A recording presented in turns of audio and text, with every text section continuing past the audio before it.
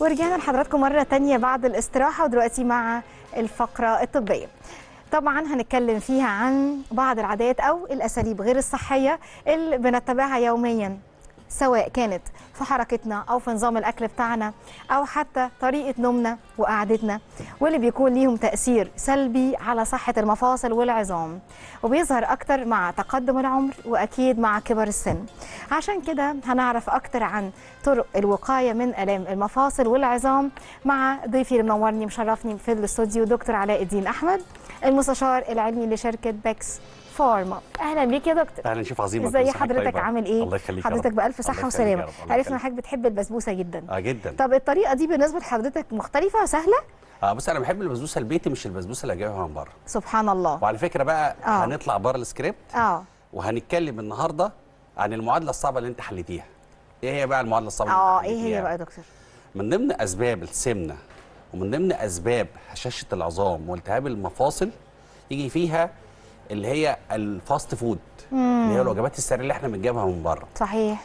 وتلاقي الاجيال الجديده دايما بتحب الفاست فود. صحيح. حضرتك النهارده عملت في الفقره بتاعتك حاجتين. عملت الشاورما اللي احنا بنجيبها من بره فاست فود، وبتبقى مشبعه بقى بدهون مشبعه محترمه طبعا، فبتزود السمنه وبيبقى فيها املاح كتير.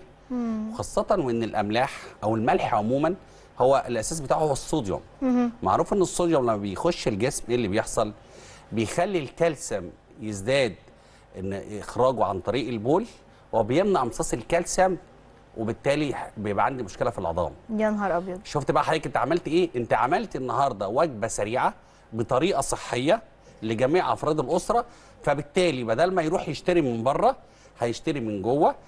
مش هيشتري من جوه بقى، يعني هياكلها وهياخدها من جوه وهياخدها بطريقه سليمه. تمام. نفس القصه على فكره في البسبوسه. البسبوسه بدل احنا ما بنروح نشتريها من بره ومش عارفين مكوناتها اتعمل ازاي، انا بعملها في البيت. وفي طبعا جانب اقتصادي مهم جدا. النهارده لما بعمل حاجه في البيت بتوفر ليا اكتر ما بشتريها. صحيح. احنا جبنا دلوقتي سيره الكالسيوم، صح؟ ايوه مظبوط. وقلنا ان الاكل كل ما يبقى الملح فيه زايد ايه اللي بيحصل؟ امتصاص الكالسيوم. بيقلل امتصاص الكالسيوم، فبيبقى عرضه لهشاشه العظام. تمام؟ واكبر اكلات بيبقى فيها كالسيوم الصوديوم عالي اللي هو الاملاح هي الاكلات السريعه.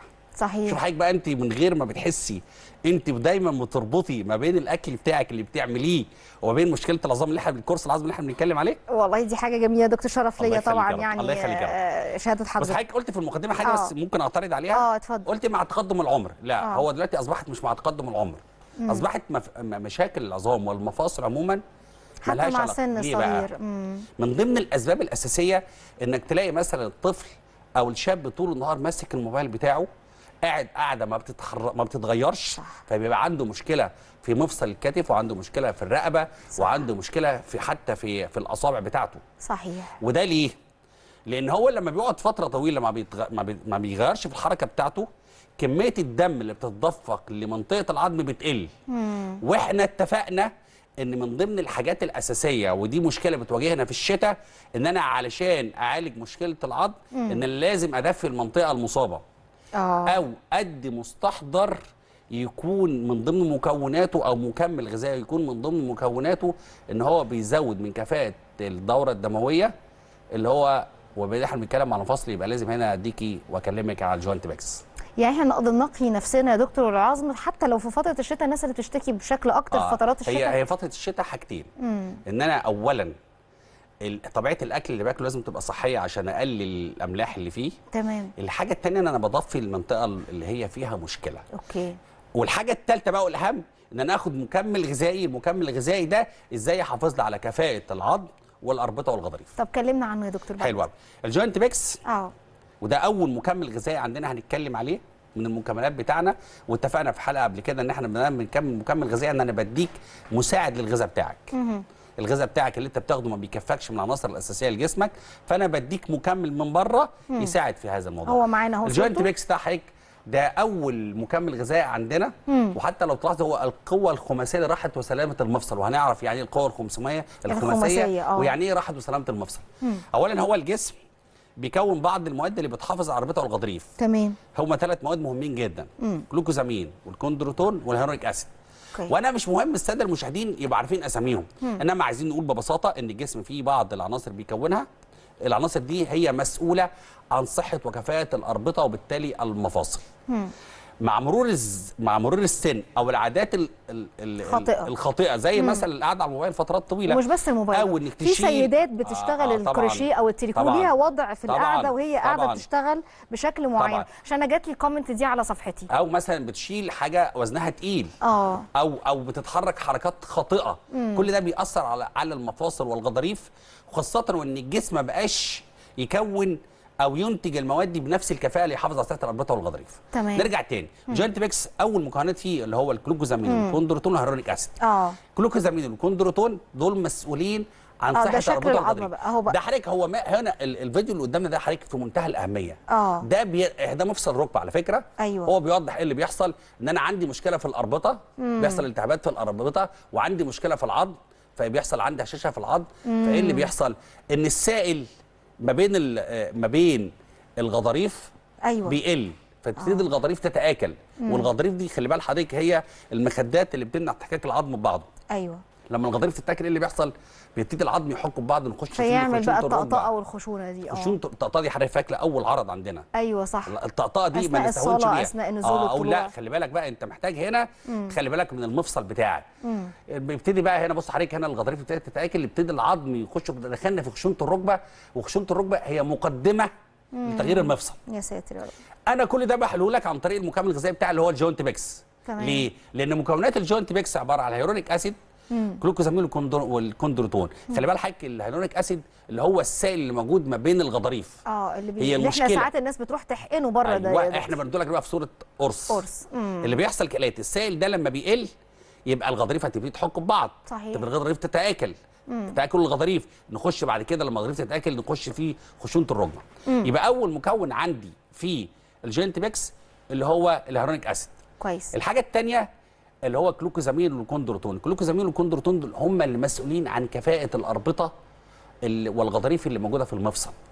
وسبحان الله تلاقي الجسم احتياجاته في اليوم من ماده زي الجلوكوزامين 1500 مللي جرام. فالجسم ما بقاش ينتج هذه الماده بهذه التركيز. فانا بديك بقى ايه الجوينت ميكس هنا كحاجه وقائيه، والتركيز فيه على فكره تركيز الجلوكوزامين فيه 500 مللي جرام. عشان كده دايما بنقول في الكورس الوقائي بديك قرص واحد لو انت ما عندكش اعراض بس عايز تحافظ على صحه الاربطه والغضاريف. طب لو انت بتشتكي بتاخد قرصين من بعض يعديتك 1000 مللي جرام من الجلوكوزامين يعني، وبخلي ال 500 اللي هو الجسم بينتجهم. طب هل الجوينت ميكس اكتفى بذلك؟ قال لك لا. خلي بالك واحنا بنتكلم قلنا لما بتقعد فتره طويله كميه الدم اللي بتتدفق لمنطقه المفصل بتقل، فبتبتدي تشتكي من الام المفصل. عشان كده من ضمن مكونات الجوينت ميكس اللي هو مستخلص الجنجر او مستخلص الزنجبيل. الزنجبيل حضرتك لو احنا فتحنا النت كده ونتكلم وفتحنا وشوفنا ايه هي مميزات الزنجبيل او فوائد الزنجبيل، هنلاقي من ضمن فوائده ان هو بيحافظ على صحه الاربطه والغضاريف، بيحسن من كفاءه الدوره الدمويه في منطقه المفصل. بالتالي الناس اللي بتقعد فتره طويله انا عالجت لك هذه المشكله. وبيستخدم كمان كمسكن الالام. كنت لسه اقول حاجه بياخدوه في بعض الادويه بيبقى مكتوب كمسكن الالام. تمام. هل الجوينت ميكس اكتفى بذلك؟ قال لك لا، لان في بعض الناس بقى اللي بيبقى بتشتكي اوريدي من مشكله في المفصل بيبقى عندها تورم. اللي هو مستخلص البرومالين اللي هو مستخلص الاناناس. مش كده انا بكلمك على مكمل غذائي فيه الخمس عناصر دول. ده مضاد للتورم. يبقى الجوينت ميكس عباره عن 5 مكونات: جلوكوزامين والكوندروتون والهيرونيك اسيد. دول اللي اوريدي الجسم بينتجهم بس ما بقاش ينتجهم بالكميه الكافيه. وعندنا البرومالين ومستخلص الاناناس، والزنجبيل اللي هو مستخلص الجنجر اللي هو مستخلص الجنزبيل. بيعمل ايه بقى؟ بيحافظ على بيجدد الاربطه والغضاريف. كويس. عندي سهوله الحركه عشان بيحافظ على الهيرونيك اسيد، بيحافظ على كفاءه العظم، مسكن للالام، مضاد للتورم، وبيحسن من كفاءه الدوره الدمويه في منطقه المفصل.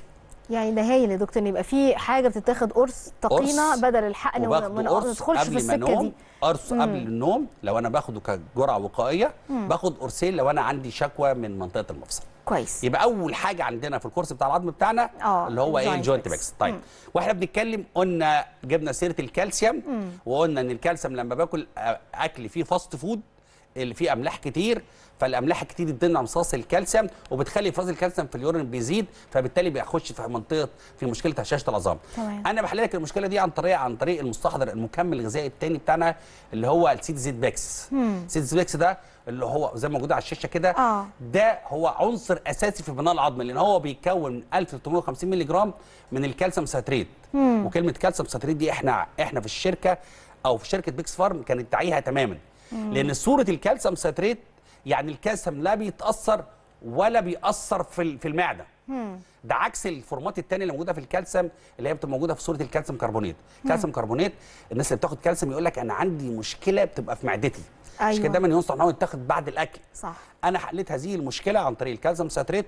وعلى فكره الكالسيوم ساتريت هو ده بيتاخد في الامريكان والاوروبيان كجرعه بروتوكول وقائي. يعني اول ما توصل سن 40 تاخد لك قرص كالسيوم لازم تاخده. تمام. يبقى انا دلوقتي هو الكالسيوم زي ما عرفنا قبل كده وقلنا ان الكالسيوم هو الماده الاساسيه في تكوين العظم. بس في حاجه بقى بصراحه لازم اقولها مع الكالسيوم، فيتامين دي اللي هو الفيتابيكس. الفيتابيكس على فكره فيتامين دي هو المسؤول عن امتصاص وترسيب الكالسيوم في الجسم. هاي او فعلا لو في نقص فعلا يا دكتور ما بيمتصش. عشان كده دايما الكالسيوم مرتبط دايما بالام العظم. ايوه مظبوط. وعلشان كده في الشتاء بتلاقي الام العظم بتزيد زي ما موجود عندنا في الشاشه. ليه؟ لان احنا هو على فكره فيتامين دي بيسموه فيتامين الشمس. صح. لان هو السورس الاساسي بالنسبه لان الشمس هي المسؤوله عن تحرير فيتامين د. أوكي. طب فيتامين د ده بيعمل ايه؟ فيتامين د ده هو المسؤول عن امتصاص الكالسيوم في العظم. يبقى انا لو عندي مشكله في فيتامين د وباخد الكالسيوم بكفايه مش هيمتص، هيبقى عندي برده مشكله في العظم. يبقى لازم احل لك برده مشكله فيتامين د عن طريق المكمل الغذائي الثالث بتاعنا اللي هو الفيتابيكس. وتركيز الفيتامين د فيه 2000 وحده دوليه. هو الجسم بيحتاج في اليوم من 2000 ل 4000. هايل. يعني عشان ما يزيدش يا دكتور، اصل كمان الزياده بتاعته مش كويسه. طبعا. هو المعدل ده مظبوط. هو ده المعدل اللي انت جسمك بيحتاجه. وعلشان كده حتى احنا بنقول في الجرعه بتاعت الفيتابيكس ايه؟ لو انت النهارده بتاخده كحاجه وقائيه بتاخد قرص بعد الفطار. لو انت بتاخده كحاجه علاجيه يعني ايه؟ يعني عندك مشكله في العظم، عندك الحاله المزاجيه بتاعتك مش كويسه، عندك تساقط في الشعر، عندك مشكله في الضوافر، بناخد قرصين مع بعض بعد الفطار. أوكي. اللي هم ال 4000 وحده دوليه. يبقى ده المكمل الغذائي الثالث بتاعنا في كورس العظم اللي احنا بنتكلم عليه النهارده. هايل. طيب انت عايزه تسالي على حاجه؟ لا ابدا، انا منتظره حاجه. هتسالي هتقولي المكمل الغذائي الرابع بتاعنا ايه؟ ايوه اللي انت بتحبيه. ايوه صح، القلب مالتيفيت. صح. على فكره القلب مالتيفيت ده انا بعتبره يعني عارفه مكمل غذائي سحر. ليه؟ لما تلاقي فيه مكمل غذائي فيه 13 عنصر من العناصر الاساسيه اللي الجسم محتاجها، فيتامينات ومعادن، ده ما لا. وانتوا كملتوا اهو كورس كمان بفيتامين د. طبعا. احنا كنا بنقول احنا بقينا الفيتامين د واوميجا 3. ده اوميجا 3 ده نزل، ده قريب جدا. فاحنا دلوقتي ما شاء الله نزل الفيتامين د، فبقينا دلوقتي الكورس ما شاء الله كامل. لان هو القلب مالتيفيت كان ناقصه فيتامين د، فاحنا بنديهولك. اديناهولك في الفيتابيكس وبتاخده بعد الفطار مع القلب مالتيفيت. وقريبا ننتظر اوميجا 3 ان شاء الله. ننتظر اوميجا كده الكورس كامل معانا يا دكتور. بالظبط. ده حضرتك القلب مالتيفيت اهو، وهو بص حضرتك هم حطوا القلب مالتيفيت مع الفيتابيكس. ايوه. هم الاثنين مرتبطين ببعض. صح. بناخد بعد الفطار قلب مالتيفيت مع فيتابيكس، قرص واحد لو انا هاخده ككورس وقائي. وقرصين لو انا باخده كورس علاجي. باخد زيت بيكس باخده بعد الغداء. باخد الجوينت بيكس بعد العشاء، قرصين لو هو انت بتشتكي او عندك اعراض التهاب المفاصل. او بتاخد قرص واحد لو وقائي. لو انت مش عايز تخش، وانا افضل طبعا على فكره ان احنا دايما الوقايه خير من العلاج. صح يا دكتور. طيب ده كده قول لنا بقى نتواصل ازاي نحصل على الكورس، وقول لنا برضو اسعار الكورس نظرا للاحوال الاقتصاديه. اولا الارقام التليفونات موجوده على الشاشه. حضرتك هترفع سماعه التليفون وتقول كلمه السر شيف عظيم. في خلال 24 ساعه هيبقى عندك الكورس كامل في كل المحافظات. وعلى فكره والناس اللي بترد عليك فريق طبي متخصص. ما هو ده بقى اللي انا بيسالوك اوضحه. تشتكي من ايه عشان يحدد لك الجرعه، يقول لك والله انت محتاج جرعه وقائيه او جرعه علاجيه. على فكره ناس متخصصه بروفيشنال. انا عارفه على فكره ناس انا عارفه معرفه شخصيه كمان. انا عارفه يا دكتور. طيب دي حاجه. الحاجه الثانيه برضو عشان اطمن الساده المشاهدين ان الكورس ده موجود في بعض المستشفيات الكبرى في مصر. ايوه. يعني في بعض المستشفيات موجود فيها الجوينت بيكس والفيتا بيكس والسيزيت بيكس، وده دلاله على التراست او على الثقه في هذه المكملات الغذائيه. هايل بصراحه. تمام. احنا طبعا بنشكر حضرتك، بس قول لنا بقى احنا خلاص كده من خلال الارقام بيوصل لكل المحافظات. الوقت بيبقى ان شاء الله الوقت تقريبا مش وقت طويل، صح كده؟ تمام. خلال ايام بسيطه يعني. حاجه اثرت حاجه اخيره قبل ما نقفل. قول. السعر بتاعه بيناسب جميع افراد الاسره. هايل. يعني لا انا عارفه ده من ايام الالف مالتي فيت، انا بالظبط. سالت في الصيدليات وعرفت الفروق بتبقى عامله ازاي. لا يعني لا سعره بيناسب معاهم في القصه، وسعره مور ايكونوميك، وبيوفر لك تغيير مفصل وخشونه ركبه وعلاج وما ادراك ما تغيير المفصل مع العمليه مكلفه جدا. طب دكتور، ما يعني قول لنا كده برضو ايه يعني نصيحه احنا نخلي بالنا منها احنا كسيدات، بما ان السيدات اكتر يعني ايه بتشتغل اكتر وبتعمل حركات ممكن نكون مش حاطينها في اعتباراتنا. يعني ادينا نصيحه كده في فتره الشتاء بالذات في التعاملات بالذات لموضوع العظم والقعدات والحاجات. بص، اولا نبتدي يومنا بربع ساعه نتعرض للشمس. كويس. تمام. الحاجه الثانيه ان احنا نحافظ على الفطار، وبعد الفطار ناخد الفيتامين د مع القلب المالتي فيت. ايوه تمام. ازود شويه شرب اللبن. تمام، مهم جدا. واللبن او زبادي على فكره هم نفس الحاجه. وباخد زيت بيكس بعد الغداء عشان احافظ على الكالسيوم بتاعي، خاصه لان السيدات بعد السن ال 45 بقى عندها فرصه شاشه العظام بتبقى اعلى شويه، نظرا بقى للولاده والاولاد، وبتاخد من جسمها طبعا كتير. وبرده خلي بالك حاجه زي ما اتفقنا في الحلقه اللي فاتت ان هو لما بينقطع عندها الدوره الشهريه برضه ليها تاثير، الاستروجين بيقل، فالاستروجين هو المسؤول عن امتصاص الكالسيوم، فبدايه بتبقى برده حاجه ثانيه. الحاجه الاخيره ان هي تدفي نفسها وتاخد الجوينت بيكس قبل ما تنام. طيب هايل يا دكتور، ربنا يبارك فيك. طيب الحاجات المهمه اللي احنا اتكلمنا فيها في العناصر الغذائيه، بس انا نسيت حاجه معلش. قولي. وتعمل الاكل في البيت. بلاش نروح للوجبات السريعه. يعني نتفرج على الشيف عظيمه كده ونتعلم ازاي نعمل الشاورما، ازاي نعمل البسبوسه، ربنا يخليك يا دكتور. بيبقى اكل صحي. اكل البيت خفيف عموما، وبيبقى دايما حتى فيه بركه يا دكتور. يعني حتى احنا لما بنشتري الاكل بيبقى اعتقد بيقعد معانا فتره لا باس بها. الاكلات فعلا بتفرق مع الوقت في القصص دي. ايا كان نوع الاكل، صح كده؟ طبعا لان اتفقنا، ما هو حضرتك هنرجع تاني بدايه الحلقه قلنا ايه؟ قلنا مشكله الوجبات السريعه ان هي مشبعه بالدهون قوي، فيها املاح كتير قوي. تمام. وعلى فكره ودايما مش عارف ليه دايما الفاست فود بيبقى مرتبط بالمياه الغازيه. مظبوط. على فكره من ضمن الاسباب الاساسيه في هشاشه العظام هو المياه الغازيه، صح. لان هي بتمنع امتصاص الكالسيوم في العظم. احنا دي وختامها نروح بقى للعصائر الطبيعيه نروح للحاجات الطبيعيه. احنا فرصه احنا في الشتاء برضو الامكانيات جميله، والفواكه يعني بتبقى جميله في الشتاء. على فكره من ضمن المصادر الاساسيه لفيتامين د هو عصير البرتقال احنا هنشتغل عليه طول الشتاء بقى. طبعا اسمحوا لي يعني اشكر ضيفي اللي نورني وشرفني الدكتور علاء الدين احمد، المستشار العلمي لشركه بيكس فارما. نورتنا وشرفتنا يا دكتور بجد. وبشكر طبعا حضراتكم على حسن المتابعه، واتمنى يا رب ان الكورس يكون يعني فعال ويكون بيحل مشاكل اصدقاء كتير من اللي بعتوا لي. ان شاء الله تلاقوا الحل باذن الله. جربوه قولوا لي، وانا متواصله مع حضراتكم. لو ليكم اي كومنت ابعتوا لي على صفحتي الشخصيه. طبعا من هنا لحلقه جديده اتمنى من الله ولا يكتر على الله اشوف حضراتكم على الف خير وصحه وسلامه وسعاده، والسلام عليكم. وعليكم السلام.